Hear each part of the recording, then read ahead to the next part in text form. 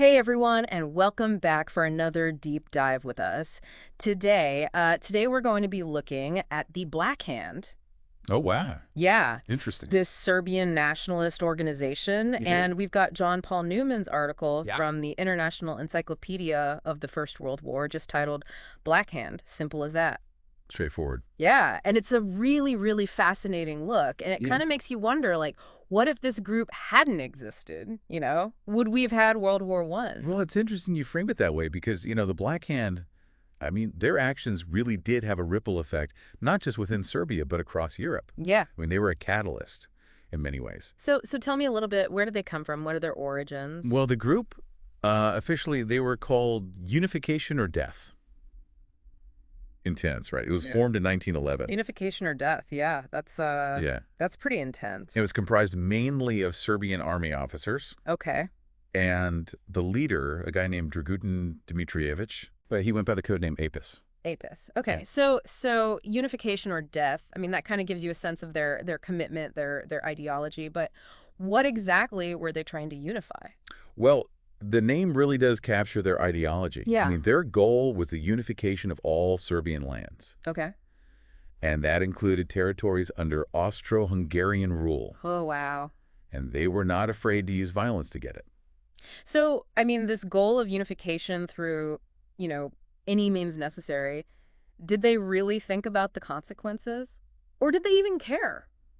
Well, I think you have to understand the historical context here. Okay. They were really inspired by the success of these nationalist movements in Germany and Italy. Okay. They saw what those nations achieved through unification, Right. and they felt that Serbia deserved the same. So they were looking outward, wanting to expand Serbia's borders, but unification or death also seems to kind of hint that they could be a threat internally as well. Were they a threat to their own government? That's the fascinating duality of the Black Hand. Yeah. They were fiercely patriotic, Right. but also willing to challenge their own government if they felt it wasn't doing enough to achieve their goals. So now let's move on to the Black Hand's actions during the Balkan Wars. Okay. I mean, I understand they were pretty active. Absolutely. They were very active. Yeah. They saw the Balkan Wars in 1912 and 1913 as opportunities to show Serbia's military strength Mm. and also to advance their nationalist agenda. Okay. Members actually fought in these wars. Really? Yeah, and a lot of them actually rose through the ranks of the Serbian army. So they weren't just like strategizing back at headquarters. I- They were out there. They were in it. They were in the trenches. Yeah. Wow. Boots on the ground. How did these wars shape their position then within Serbia? Well, the Balkan Wars were kind of double-edged sword for the Black Hand. Okay. On the one hand, their military success boosted their popularity, Right. their influence in Serbia. Huh. But it created tension with the civilian government, led by Nikola Pasic. Oh, so you mentioned tension with the government. Is this where it starts? This is it. This is the start of the power struggle. Okay. So after the Balkan Wars, this big conflict erupts Mm-hmm. between the Black Hand and the Pasic government over control of the territories that Serbia won. So even though they were experiencing all this, these victories externally, Yeah. it seems like internally there's a growing rift. Right. And this internal struggle it would have long-reaching consequences. Okay. Eventually leading up to a significant event that I'm sure you're familiar with, the assassination of Archduke Franz Ferdinand in Sarajevo. That's where things take a turn, don't they? Big time. How did the Black Hand go from fighting in the Balkan Wars to being involved in this assassination? What was the connection? Well, you see, the Black Hand's success in the Balkan Wars, it really inspired these young revolutionaries Okay. throughout Austria-Hungary, Mm-hmm. especially in those South Slav provinces. Oh. And these individuals, they carried out several assassination attempts on Habsburg officials Wow. in the years leading up to 1914. So it's almost like the Black Hand's influence is spreading, even if it wasn't intentional at first? That's a good way to put it. Yeah. And it's important to understand that these assassination attempts, even though they weren't orchestrated by the Black Hand, they noticed. Right. They saw an opportunity to destabilize Austria-Hungary Wow. and maybe even speed up their own unification plans. So this kind of sets the stage then for Sarajevo. It does. It does. Yeah. In 1914, a group of Bosnian Serbs, Okay. with the Black Hand support, Yeah. assassinated Archduke Franz Ferdinand. And we all know what happens next. Yeah, the world explodes. Europe goes to war. But before we get there, I wanna understand this. Yeah. Austria-Hungary blamed the Serbian government for the assassination, but did they actually order the attack? That's a point of real historical debate. Okay. While Vienna immediately pointed the finger at Belgrade, Right. most historians, they agree that there's no solid evidence to suggest that the Serbian government actually ordered the hit. So this incredibly powerful organization was just operating within Serbia with its own agenda and Right. and able to do something that would trigger a world war. That's right. So much to unpack there. I want to talk about what they did during the war. Sure. But what happened to them after the assassination? Did they just kind of fade away? Oh, no, not at all. Oh, In fact, what? World War I actually weakened the Black Hand's influence in Serbia. Really? Yeah. A lot of their members fought and died in the war, Oh, wow. which depleted their ranks. Okay. And as the fighting dragged on, the civilian government under Pasic Right. saw a chance to kind of marginalize them. It's interesting, even as Serbia is fighting for its survival, this internal power struggle is still Yeah. going on. Yeah. I mean, do you think the government saw the war as a chance to get rid of the Black Hand once and for all? It's certainly possible. Wow. And this brings us to a pivotal event in the Black Hand's history, the Salonika trial, Mm-hmm. 1917, Yeah. Apis, Right.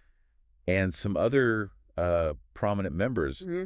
were accused of plotting to assassinate the Serbian prince, Alexander. You mentioned earlier that this trial might have been politically motivated. Right. What makes you say that? Well, I mean, the trial was held during wartime. Yeah. Serbia's facing all this pressure from its enemies. Of course. The evidence they presented against Apis and the other guys was really flimsy. Really? And a lot of historians believe that the trial was rigged from the beginning. Wow. It seems like that the Pasic government they wanted to get rid of the Black Hand, Mm-hmm. and they used the war. Right, to justify it. Exactly. I mean, that's a rough ending for a group that had so much power. Yeah, it is.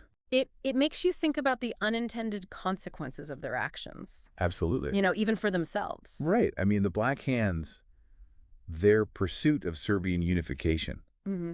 ultimately led to their downfall. Yeah. It's a reminder that history is unpredictable. Yeah. Power struggles are ruthless.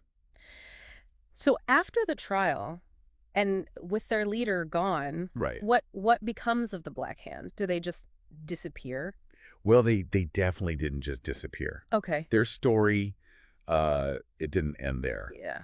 I mean, they stopped being like an active organization. Okay. But their legacy, people continued to debate it, Ah. especially in Yugoslavia, Right. the nation that emerged from World War I. So how were they viewed? Were they seen as heroes, or were they seen as villains? Well, it's complicated. Right. The Salonika trial, it Yeah. was taboo for decades. Really? Yeah, I mean, if you even talked about it, you could get in trouble with the authorities. So how did that change? I mean, when were they seen differently? Well, it wasn't until the 1950s, under Tito's communist regime, Okay. that Apis was officially rehabilitated.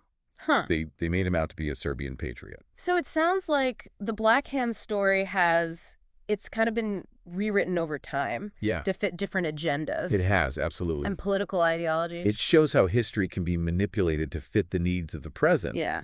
But beyond all the politics, there's still this real fascination Uh-huh. with the Black Hand, Yeah. their motivations, their methods, their impact on history. Yeah. I mean, it's easy to see why. I mean, Yeah. they operated in the shadows. They were involved in assassinations. They played a role in starting a world war. Like a spy thriller. It's incredible, yeah. It is. So as we kind of wrap up this section of the deep dive, Okay. what are some of the key takeaways? What should our listener walk away with? Well, I think the Black Hand, they really highlight the power of ideas, Okay. especially these nationalist ideas, Yeah. to motivate people to do extreme things. Right. These were people who truly believed in their cause, Yeah. a unified Serbia, Mhm. and they were willing to do whatever it took. And it wasn't just, a few guys on the fringes. Right. These were army officers. Yeah, well respected. They were in the system. Yeah, and that made their actions that much more impactful. Right. Another takeaway is the danger of political violence. Mm-hmm. Their decision to assassinate Franz Ferdinand Yeah. had these unintended consequences Right. that spiraled out of control. It's a reminder that violence often leads to more violence, It does. creating a cycle that's difficult to break. Yeah. And in this case, it led to a war that killed millions of people. Millions.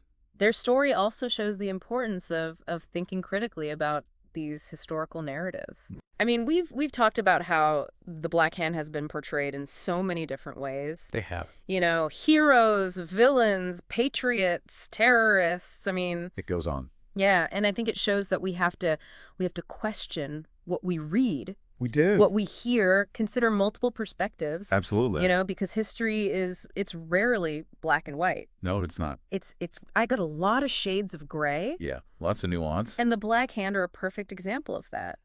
Yeah, their story, it really makes you think. Yeah, doesn't it? Mhm. Makes you wonder, if the Black Hand hadn't gone to such extremes, would World War I have still happened? That's the big question, isn't it? Yeah, was that assassination of Franz Ferdinand? Was that like the one Right, thing? domino? Yeah, the domino that tipped everything over the edge. Or would it have happened anyway? Yeah. I mean, it's a question that historians have been debating Forever. for over a century. We'll Yeah. never know for sure. Right. But it is a fascinating thought experiment. It is, and it highlights something really important about history. What's that? It's all connected. Okay. Events don't just happen randomly. The Black Hand, their actions were a product of their time. Okay. It was a time of rising nationalism. Right. These imperial rivalries, all these tangled alliances that they kind of made a big war. Almost Inevitable. almost inevitable. So are you saying that war was unavoidable, that even without the Black Hand, something else would have set it off? It's definitely possible. Europe back then, it was like a powder keg just waiting to explode. Right. But the Black Hand, their role, it was significant. Okay. I mean, their decision to assassinate Franz Ferdinand, that was a calculated act of violence. Mm-hmm. They wanted to provoke a crisis, and that's exactly what they did. And it had consequences, I mean, not just for Serbia, not just for Austria-Hungary, Right. but for the entire world. For everyone. And it's why their story is still so relevant. Okay. Because it shows us that even these small, seemingly isolated events Yeah. can have huge consequences. Yeah. And that the choices that we make, all of us, Yeah. can really change the course of history. That's a powerful thought, but is it a hopeful one? I think so, because it means that we have the power, we have the ability to shape our own future, Okay. to learn from the mistakes that they made, and to try to build a more peaceful world. Well said. Well said. Thanks. Okay, so before we go, if our listener, wants to learn more about the Black Hand, Okay. wants to learn more about this period of history, where should they start? Well, John Paul Newman's article Right. that we were talking about today, Yeah. that's a great starting point. It's a really good, concise overview Mm-hmm. of who they were, what they believed, what they did. And if you're ready to really dive in, what else is out there? Well, there are some great books. Yep. Dave Mackenzie's biography of Dragutin Dmitrievich. It's called Apis, the Congenial Conspirator. Oh, yeah. It's fascinating. It really gets into the mind of Apis. Yeah, this guy who was willing to risk everything for what he believed in. Yeah, and Mackenzie also wrote a book on the Salonika trial. Okay. It's called The Black Hand on Trial. Salonika, 1917. Wow.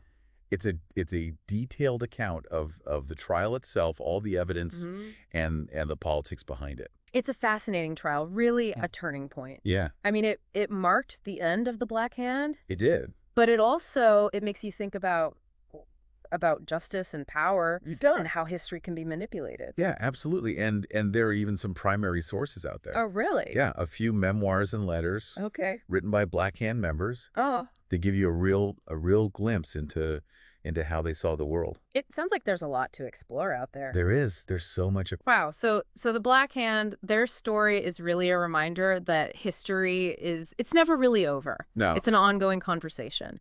They're always discovering new things, reinterpreting what we thought we knew. Absolutely. And as we keep learning about the past, Yeah. we gain these insights that can help us today, help us build a better future. I think that's a great place to leave it. I do too. Thanks for joining us on this deep dive into the world of the Black Hand. My pleasure. We hope you found it as fascinating as we did. Me too. And remember, as we've learned today, the past is never truly past. It's always with us. Yeah, it lives on in us. It shapes who we are. It It does. influences our choices. So dive deep, stay curious, Yeah. and keep learning. Thanks for listening. Thanks, everyone.